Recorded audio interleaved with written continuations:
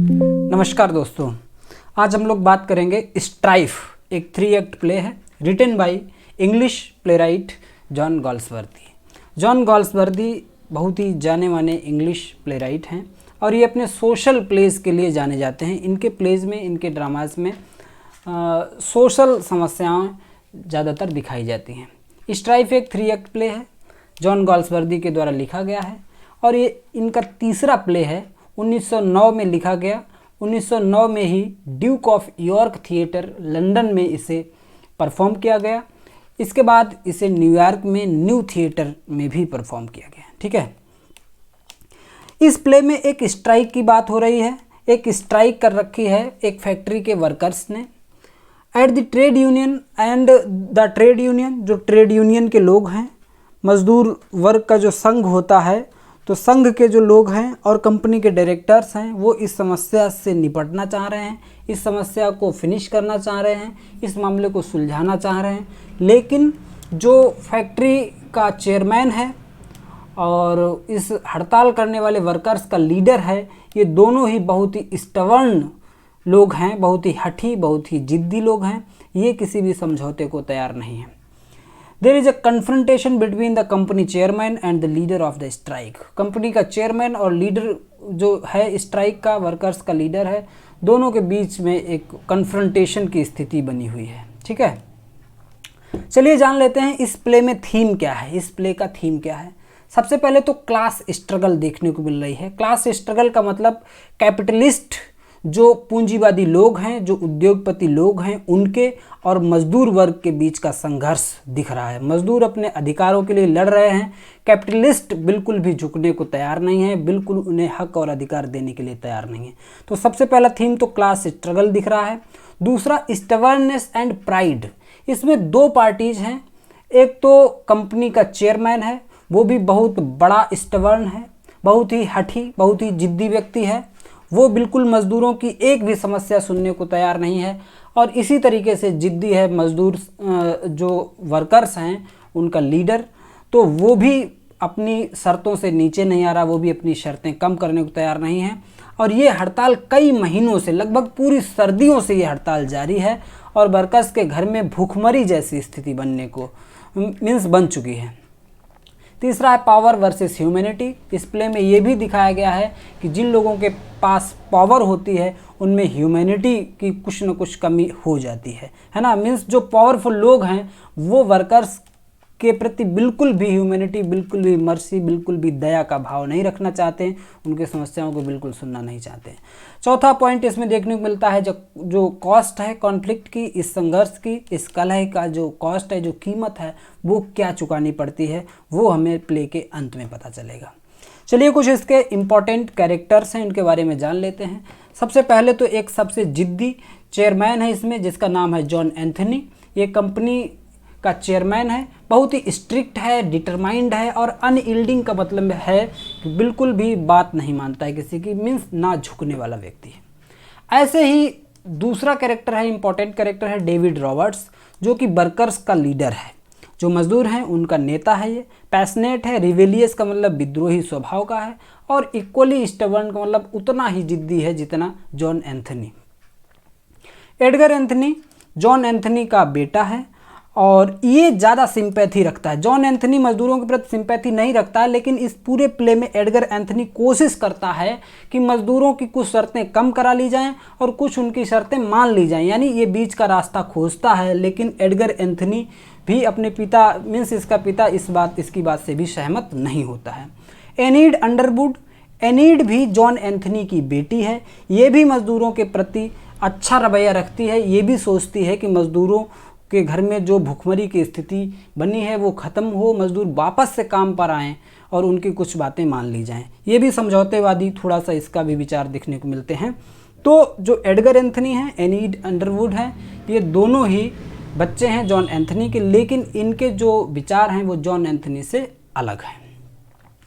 Next जो directors हैं company के डायरेक्टर्स में फ्रेडरिक विल्डर है और विलियम स्कैंटलबरी है और वैंकलिन है।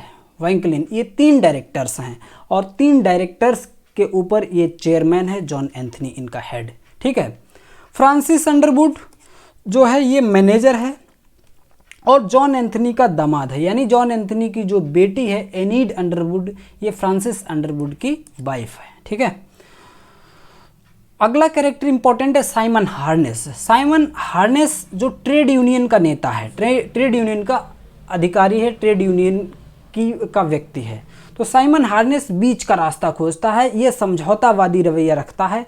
ये इसका मानना है कि जॉन एंथनी को कुछ शर्तें मान लेनी चाहिए वर्कर्स की, और वर्कर्स को भी अपनी कुछ जो ना मानने वाली शर्तें हैं उन्हें कम कर लेना चाहिए। लेकिन साइमन हार्नेस भी पूरे प्ले में कोशिश करता रहता है, लेकिन लास्ट में कैसी सफलता मिलती है या नहीं मिलती है वो हमें प्ले के अंत में पता चलेगा।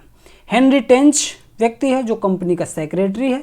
कॉट बिटवीन द कॉन्फ्लिक्ट, ये भी इस फैक्ट्री के इसमें पड़ा हुआ है, मीन्स इस जो स्ट्राइक हो रही है। तो हेनरी टेंच भी चाहता है कि फैक्ट्री फिर से रन करे, वर्कर्स लौटें, लेकिन ऐसी चीज़ें बहुत लंबे समय तक चलती हैं कि काम नहीं होता रेगुलरली।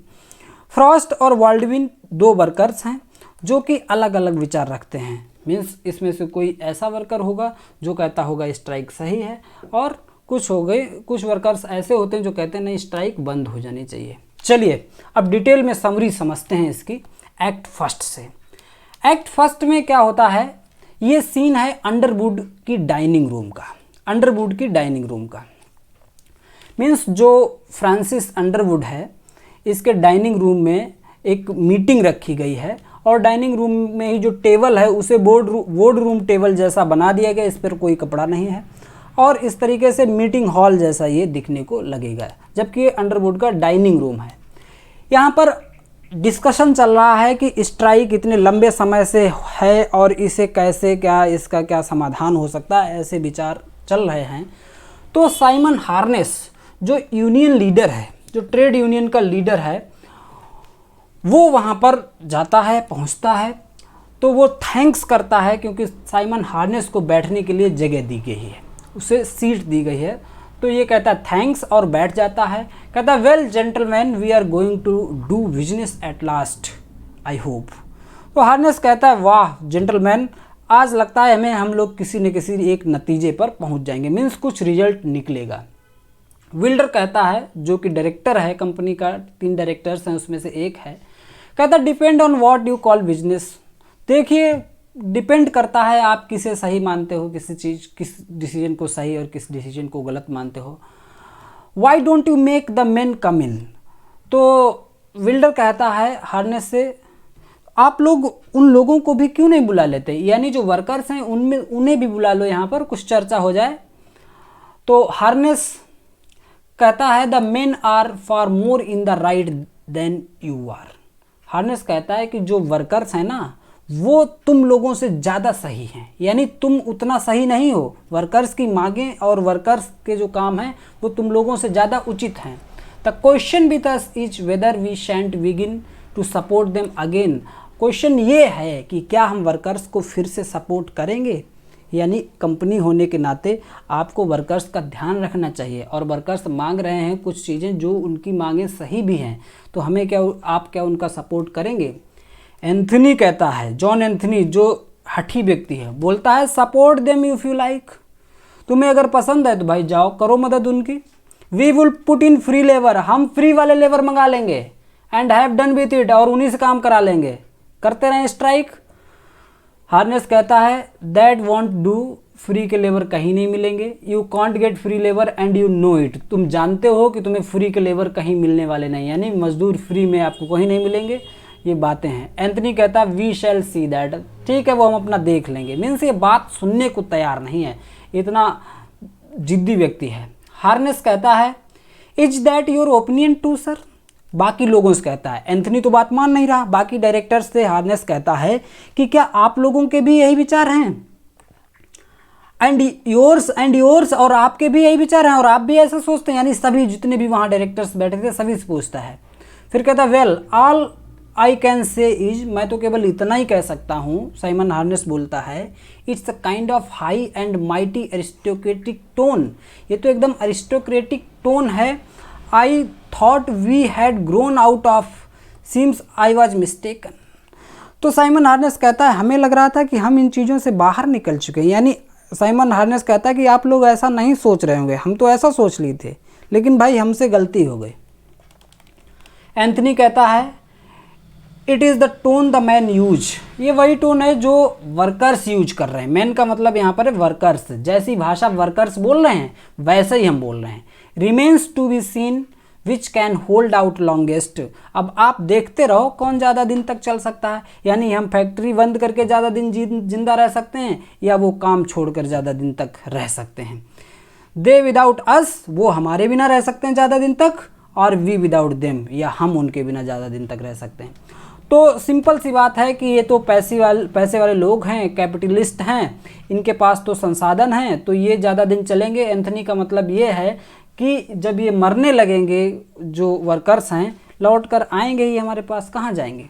हार्नेस कहता है एज बिजनेसमैन, एक बिजनेसमैन की तरह देखें तो हमें अचंभा होता है और हमें शर्म आती है कि इस तरीके से आप अपनी ताकत का जो है मिसयूज कर रहे हैं, यानी वेस्ट कर रहे हैं, बर्बाद कर रहे हैं। यानी इतना लेबर, इतना मजदूर, इतने वर्कर्स बैठे हैं, अपना टाइम खराब कर रहे हैं, और बिजनेसमैन तो उसे अलग ढंग से सोचना चाहिए। उसे तो ये सोचना चाहिए कि हम वर्कर्स को बुलाएं और उन्हें काम दें और हमारा भी फ़ायदा हो, और आप पता नहीं कैसे सोचते हो। साइमन हार्नेस बोलता है इनसे। एंथनी कहता है व्हाट। हार्नेस कहता है एक तरीका है कॉम्प्रोमाइज़ का, कॉम्प्रोमाइज़ कर लो, इट ऑलवेज डज, और कॉम्प्रोमाइज़ हमेशा काम करता है। तो ये सलाह देता हार्नेस। कॉम्प्रोमाइज़ कैसा? हार्नेस का मानना है कि हम वर्कर्स से बात करेंगे, कुछ जो उनकी एक्सेसिव डिमांड्स हैं जिन्हें पूरा नहीं किया जा सकता उन्हें कम करा देंगे, और बाकी डिमांड्स को आप मान लीजिए। तो ये बताता है कॉम्प्रोमाइज़ करने का रास्ता, ठीक है। तो स्कैंटलबरी कहता है, जो कि एक डायरेक्टर है, let us have the man in, चलिए उन लोगों को भी बुला लेते हैं, वर्कर्स को भी बुला लेते हैं, and hear what they have got to say, और सुन लेते हैं उन्हीं से कि वो क्या कहना चाहते हैं। तो एंथनी नोट्स, एंथनी हाँ कर देता है। अंडरवुड गोज आउट, अंडरवुड बाहर जाता है और वापस आता है साथ में रॉबर्ट्स को लेकर। ग्रीन एक वर्कर है, वल्गिन है, टॉमस राउज है, इन सब को लेकर के अंदर आ जाता है मीटिंग हॉल में जो अंडरवुड है। एंथनी कहता है it would be better if you did not speculate so much on what we think.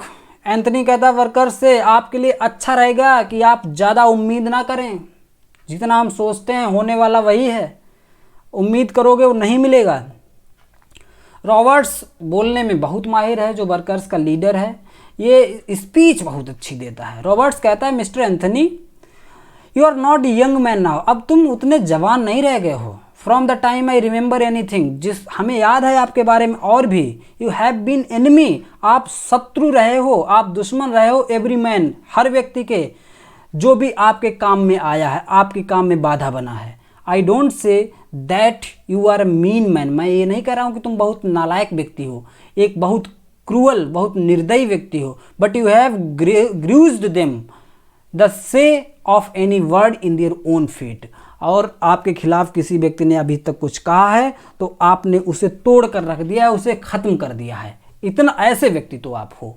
You have fought them down 4 times, और आपने वर्कर्स की हड़ताल को, वर्कर्स के विद्रोह को 4 बार दबाया है, मीन्स 4 बार। और भी अपनी लाइफ में आप ऐसा कर चुके हो कि वर्कर्स डिमांड करते रहे और आपने एक बार भी उनकी बात नहीं मानी है। आई हैव हर्ड ये से यू लव अ फाइट, हमने आपके बारे में ये भी सुना है कि आप लड़ना बहुत पसंद करते हो। मार्क माई वर्ड, मेरे बात को ध्यान से सुनना, you are fighting the last fight, ये तुम्हारी आखिरी जंग होगी, आखिरी फाइट होगी, यू विल एवर फाइट, जो आपने अपने जीवन में कभी भी लड़ी होगी। इसके बाद आप कभी भी इस तरीके से फाइट नहीं करेंगे। रॉबर्ट्स गुस्से में गुड डे करके, यानी नमस्ते करके सभी जेंटलमैन को चला जाता है वहाँ से, उसे लगा कि कोई बात बनने वाली नहीं है। एक्ट सेकेंड शुरू होता है प्ले का। 3 एक्ट प्ले है, एक एक्ट में क्या हुआ आपने जाना। सेकेंड एक्ट क्या है? इट इज़ 3:30, 3:30 बजे का समय है। एक मिनट, हाँ, in the kitchen of Roberts cottage, Roberts की झोपड़ी जो है उसमें उसके किचन का सीन है एक्ट सेकेंड में। एनिट जो है जॉन एंथनी की बेटी है, वो विजिट करती है रॉबर्ट्स के झोपड़ी का। रॉबर्ट्स के घर आती है एनीड अंडरवुड इसका पूरा नाम है, फ्रांसिस अंडरवुड की वाइफ है और जॉन एंथनी की जो चेयरमैन है उसकी बेटी है। And talks to Annie Roberts, Annie Robert जो डेविड रॉबर्ट की वाइफ है, मजदूरों का जो नेता है उसकी वाइफ से बात करती है। Who has a heart condition, और ये जो रॉबर्ट की वाइफ है इसे हार्ट की समस्या है, हार्ट से संबंधित कुछ प्रॉब्लम है। जब डेविड रॉबर्ट्स आता है तो एनीड बताती है उसे कि एक कॉम्प्रोमाइज़ कर लेना चाहिए। एनीड अंडरवुड कहती है रॉबर्ट से कि भाई क्यों कॉम्प्रोमाइज़ नहीं कर लेते हो, और आपको अपनी वाइफ पर थोड़ा तरस आना चाहिए, उसकी हालत देखनी चाहिए कि वो कैसे बीमार है, उसे हार्ट की समस्या है और आपके घर में खाने को नहीं है और आप जो है ज़रा सा कॉम्प्रोमाइज़ नहीं कर रहे हो। रॉबर्ट कहता है कि हम अपनी स्थिति को बदलेंगे नहीं, हम जिस बात पे अडिग हैं उस पर अडिग रहेंगे। वो अनमूव्ड है। Why his wives concern for the families of the striker, Robert कहता है जो हड़ताल करने वाले लोग हैं हम उनके घरों की भी समस्याएं देख रहे हैं, इसलिए हम अपनी वाइफ की समस्या को ज़्यादा ध्यान नहीं दे पा रहे हैं, मीन्स हम ये लड़ाई जारी रखेंगे। रॉबर्ट्स कहता है, किससे कहता है? एनीड अंडरवुड से। तो एनीड अंडरवुड चली जाती है, डिसअपॉइंट होकर के, निराश होकर के चली जाती है। वो समझौते के लिए आई थी। एक्ट सेकंड का सीन सेकंड शुरू होता है। एक ओपन स्पेस है, फैक्ट्री के पास एक प्लेटफॉर्म बनाया गया है। हार्नेस एक स्पीच में बोलता है स्ट्राइकर से, जो हड़ताल करने वाले वर्कर्स हैं उनसे कहता है कि उन्हें गलत सलाह दी गई है और उन्हें अपनी डिमांड्स को कम कर देना चाहिए। हार्नेस अभी बोर्ड की मीटिंग में था, डायरेक्टर्स के बीच से अब यहाँ आया है, पहले उन्हें समझाता रहा, अब इन्हें समझा रहा है। कहता है कि आप लोगों को गलत सलाह दी गई है और आपको अपनी कुछ डिमांड्स जो ऐसी हैं जिन्हें नहीं माना जा सकता उन्हें कम कर दीजिए, उन्हें कम कर देना चाहिए। इंस्टीड ऑफ स्टार्विंग, भूखे मरने से अच्छा तो है डिमांड्स को कम कर दो और काम पर लौट आओ। देर आर शॉर्ट स्पीचेज, छोटी छोटी स्पीचेज, और भी वर्कर्स कुछ लोग बोलते हैं थोड़ी थोड़ी बातें। उसके बाद में रॉबर्ट्स जाता है प्लेटफॉर्म पर। रॉबर्ट तो बोलने में माहिर है, ये प्रभावित कर लेता है लोगों को। एक लॉन्ग स्पीच देता है और कहता है ये लड़ाई केवल जॉन एंथनी से थोड़ी है, ये है कैपिटल के अगेंस्ट है। कैपिटल का मतलब पूंजीवाद के अगेंस्ट है। और पूंजीवाद वो कैसा है? वाइट फेस्ड, सफ़ेद चेहरे का, स्टोनी हार्टेड, उसका दिल पत्थर का है, मॉन्स्टर है। मॉन्स्टर का मतलब दैत्य है। You have got it on it knees, और आपने उसे अपने घुटनों पर ला दिया है। Are you to give up at the last minute, और अंतिम क्षण में आप छोड़ दोगे क्या? स्ट्राइक खत्म कर दोगे? For your miserable bodies pain, अपनी भूख के लिए, अपने शारीरिक पेन के लिए आप हड़ताल खत्म कर दोगे? लोगों के झांसे में, बातों में आ जाओगे? ये बात बोल रहा होता है रॉबर्ट्स, तब तक खबर आती है कि उसकी वाइफ जो है एनी रॉबर्ट्स खत्म हो चुकी है। रॉबर्ट वहाँ से चला जाता है, मीटिंग वहाँ से मीन्स तितर बितर हो जाती, लोग इधर उधर चले जाते हैं, मीटिंग फिनिश होती है। अगला एक्ट 3 है। 5 बजे का टाइम है। अंडरवुड का ड्राइंग रूम है, फ्रांसिस अंडरवुड का ये ड्राइंग रूम है। यहाँ पर क्या होता है, जो Enid talks with Edgar Anthony. Enid Underwood ये एडगर एंथनी यानी जॉन एंथनी का बेटा है, यानी अपने भाई से बात करती है। ही इज़ द चेयरमैन सन, जो कि जॉन एंथनी का बेटा भी है, यानी वो चेयरमैन का बेटा भी है और डायरेक्टर भी है, वन ऑफ द डायरेक्टर्स, और एक डायरेक्टर भी है ये कंपनी में, उस फैक्ट्री में। ट्रिनार्था टिन प्लेट वर्क्स फैक्ट्री का नाम है। ये कहती है कि हम वर्कर्स जो लोग हैं, मजदूर हैं, उनके प्रति हमारी कम सिंपैथी है, पिताजी के बारे में हम ज़्यादा सोचते हैं, और एडगर तुम्हें भी पिताजी को सपोर्ट करना चाहिए। कहने का मतलब ये दंगे को भड़काने वाली बात नहीं कर रही है, इसका कहने का मतलब है कि पिताजी को अच्छी सलाह दो, उनके दिमाग में कुछ बातें आएँ। तो ये बात कह रही है अपने भाई से, किससे? एडगर एंथनी से। However Edgar sympathies are with man, लेकिन एडगर तो पहले से ही जो दुर्दशा देख रहा है मजदूरों के परिवार की, तो इससे पहले से ही प्रभावित है, तो ये मजदूरों के पक्ष में इसके विचार हैं। They receive the news that Mrs Robert has died, यहीं पर इन दोनों को खबर मिलती है कि रॉबर्ट्स की वाइफ जो मिसेज रॉबर्ट है, जिसका नाम है एनी रॉबर्ट्स, वो ख़त्म हो चुकी है, यानी उसकी डेथ हो जाती है। अब क्या होता है, लास्ट है प्ले का, डायरेक्टर्स जो होते हैं वो फाइनली डिसाइड कर लेते हैं कि इस स्ट्राइक को ख़त्म होना चाहिए, लेकिन जैसे रॉबर्ट्स चाहता है वैसे नहीं करेंगे, और जैसे एंथनी चाहता है, जॉन एंथनी चाहता है, वैसे नहीं इस स्ट्राइक को फिनिश करेंगे। डायरेक्टर्स की मीटिंग होती है और डायरेक्टर्स पहले से ही, सभी डायरेक्टर्स का मूड ख़राब है क्योंकि इन्हें भी न्यूज़ मिल गई है कि रॉबर्ट्स की वाइफ की डेथ हो चुकी है। Directors vote Anthony out. Directors voting करते हैं, एंथनी को चेयरमैन पद से हटा देते हैं। They can no longer afford his unyielding stance, और वो जॉन एंथनी के हठी स्वभाव को और ज़्यादा बर्दाश्त नहीं कर सकते हैं। Anthony is force to resign. John Anthony के पास अब कोई रास्ता नहीं है, अकेला पड़ गया है। जॉन एंथनी को रिजाइन करना पड़ता है क्योंकि बोर्ड ने उसे वोट आउट मीन्स उसे आउट कर दिया है, यानी उसके अगेंस्ट में वोट किया है। Anthony silently takes off his chairman's badge. Anthony अपना चेयरमैन का बैज लेता है और दरवाजे से होकर के निकल जाता है। दूसरी तरफ क्या होता है वर्कर्स की साइड में, जो वर्कर्स एक डील साइन कर लेते हैं, एक समझौते पर साइन कर लेते हैं। वो समझौता है कॉम्प्रोमाइज। कॉम्प्रोमाइज देखो ये समझौता है, एक अधिकारी है जो कि साइन करा रहा है, सभी वर्कर्स लाइन लगाकर साइन कर रहे हैं। तो बट रॉबर्ट्स रिफ्यूजल, लेकिन जो रॉबर्ट है वो मना कर देता, कह रहा हम समझौता नहीं करेंगे। वो कहता है वी फॉट फॉर जस्टिस, हमने न्याय के लिए लड़ाई लड़ी है, and now you betray it, और तुम लोग अब उस लड़ाई को धोखा दे रहे हो। मीन्स अपने ही वर्कर्स से कहता है रॉबर्ट, क्योंकि रॉबर्ट लीडर है। तो एक यंग वर्कर, एक छोटा वर्कर रॉबर्ट के पास आता है और बोलता है यू फॉट फॉर अस, आपने हमारे लिए लड़ा, ये अच्छी बात है, बट नाउ, लेकिन अब वी मस्ट लिव, हमें जीना है, मरना नहीं है।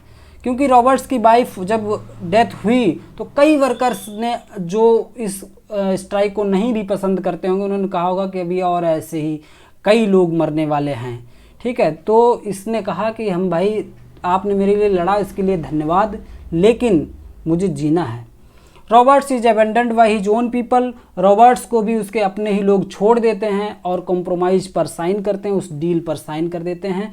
मीन्स इस प्ले के अंत में आपने देखा कि जॉन एंथनी का हठी स्वभाव, डायरेक्टर्स ने उसे उसके अगेंस्ट वोट करके उसे कंपनी से बाहर कर दिया, और दूसरी तरफ रॉबर्ट्स को उसके लोगों ने यानी मजदूरों ने अलग कर दिया। इस तरीके से इस प्ले का अंत होता है। बहुत बड़ा मैसेज ये देखने को इसमें मिलता है कि जो लेबर क्लास है और जो कैपिटलिस्ट लोग हैं, इनके बीच में जो प्ले पूरा सा चला है, तो इसमें आपको देखने को मिला है कि कैपिटलिस्ट हैं वो भी कई बार जो भी हैं उसके गुनहगार हैं, और कई बार वर्कर्स भी हैं जो बहुत ज़्यादा एक्सेसिव डिमांड्स नहीं रखनी चाहिए। मीन्स एक बीच का रास्ता निकालना चाहिए। ये भी एक मैसेज है, जॉन गॉल्सवर्दी का एक सोशल प्ले है। तो अगर आपको ये क्लास अच्छी लगी है तो क्लास को लाइक ज़रूर करें, शेयर करें अपने साथियों के साथ। अभी इससे संबंधित जो क्वेश्चंस हैं, MCQs हैं, PYQs हैं, वो हम अगली क्लास में आपको देंगे, ठीक है। मिलते हैं अगली क्लास में। Till then keep learning and keep watching. Thank you.